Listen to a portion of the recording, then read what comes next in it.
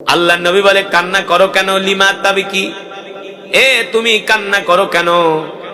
সাহাবী আব্দুল্লাহ ইবনে মাসউদ বলে, গো আল্লাহর নবী, জানি না আমার মুসল্লিরা আমার নামে আপনার কাছে কি নালিশ করছে।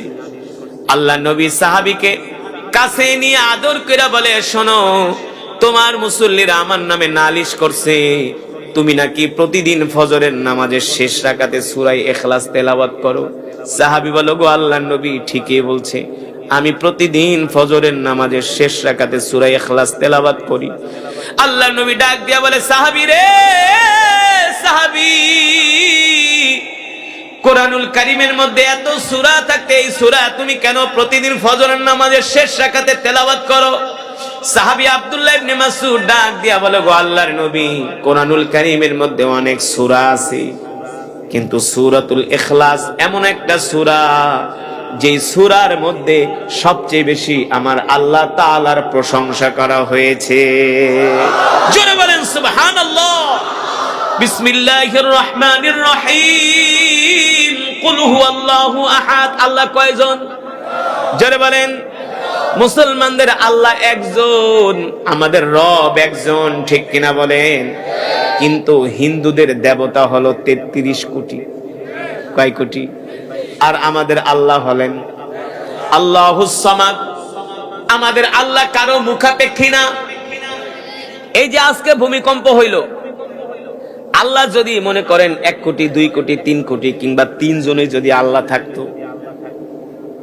3 জনই যদি এই পৃথিবীর মালিক থাকতো, এই পৃথিবীর সৃষ্টিকারী থাকতো, তাহলে একজন কইতো ভূমিকম্প দে, আর একজন কইতো ভূমিকম্প দিস না, দুইজনে মারামারি লেগে যেত। হ্যাঁ, কইতো এই এলাকায় একটা মাহফিল হইব, ভূমিকম্প দেখছে, আরেকজন কবে না দে, আরেকজন কবে ওই জায়গায় একটা বিয়ের অনুষ্ঠান আছে, দিস না, গরিব মানুষ, কবে না দে, মারামারি লেগে যেত, ঠিক কিনা বলেন? আল্লাহ তাআলা বলে, আমি রব একা, আমার কোনো শরীক নাই, লা শারীকা লা, ঠিক কিনা বলেন?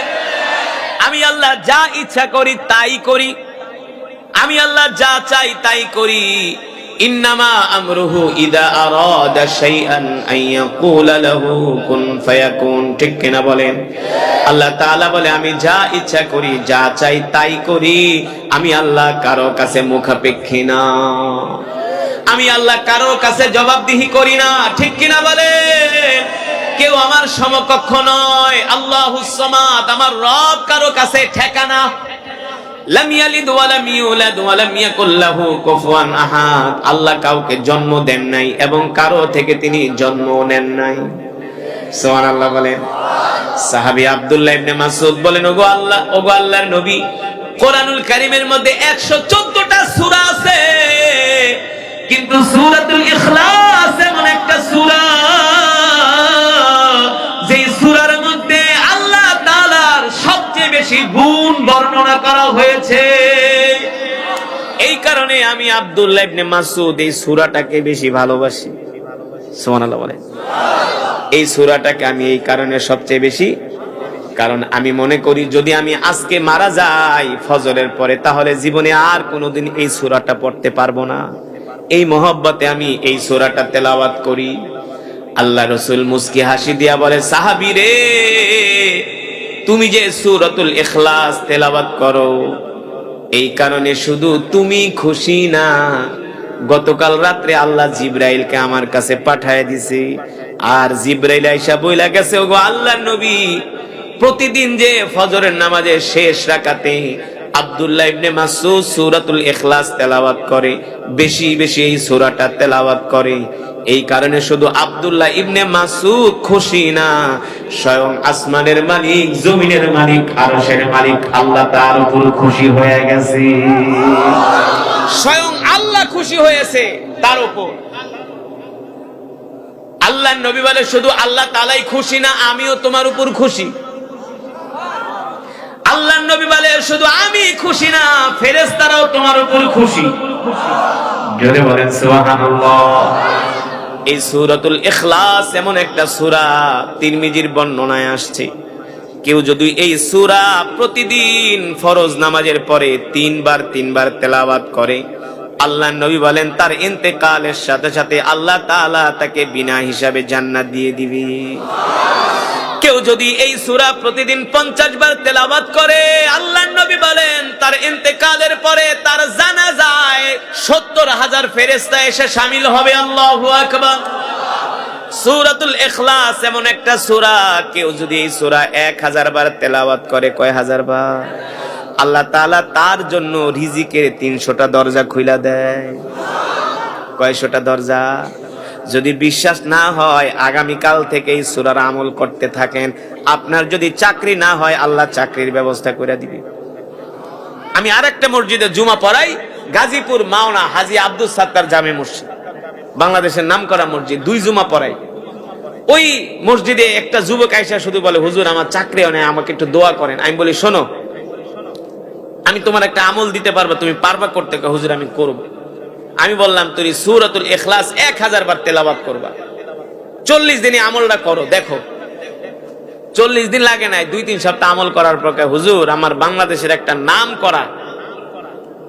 করা একটা ওষুধ কোম্পানিতে আমার চাকরি হয়েছে।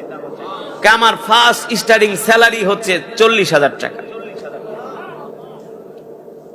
40,000 টাকা। সিলেটে গেছি, এক পোলা আইসা, হুজুর আমার একটা আমল শিখাই দেন, আমি লন্ডন যাবো, আমার ভিসা হয় না। কবা খারি সাহেব একটা আমল শিখায় দেখ করে, বাহ লন্ডন যাম, কিন্তু আমি ভিসা পাসপোর্ট পাই না, আমারে ভিসা দেয় না, শুধু রিজেক্ট করে বারবার। সিলেক্টটা ভাষায় বলতেছি। আমি বলি, আমি তোমাকে একটা আমল দিব, পারবা? খিতা আমল দিবা রে, বা চিন্তা করিও না। আমি বলি, শোনো, তুমি 1000 বার সূরা ইখলাস পড়বা প্রতিদিন, 40 দিন পড়ো। 41 না হইলে 240, 240 না হইলে 340, তুমি পড়তে দেখো, তোমার ভিসা হবেই হবে। তো সে কি করছে, তসবিহ কিনে এই সূরার আমল করতে শুরু করছে। তা আমি গেলাম পরের বছর ওয়াজে, আইসা কয়, খিতা খাজি সাহেব কি আমল শিখাই দিলা রে, বা এখনো লাভ তো হইলো না। আমি বলি, তুমি কি আমল করছো? কয় করছি। মানে তুমি খিতা খাও না খাও, সারা রাত না ঘুমায় শুধু সূরা ইখলাসই পড়ছি, কিন্তু আমি তো ভিসা পাই নাই। আমি বলছি, সত্যি পড়ছো? কাহা বিশ্বাস করো না, 1000-এর তসবিহ কিনছি। আমি নামাজ পড়ছো? পাশের কাজিন কয়, হুজুর এক ওয়াক্ত নামাজও পড়ে না। তা আমার দেশের মানুষের স্বভাব হইলো সব করতে রাজি আছে, মাগার নামাজ পড়তে রাজি না। হ্যাঁ, আর এখন তো শীতের দিন আইছে, এখন তো নামাজ পড়া মানে কি এত সোজা না। এই শীতের দিনে ঠান্ডা পানি দিয়ে উযু করে নামাজ পড়া এত সোজা না, সোজা না।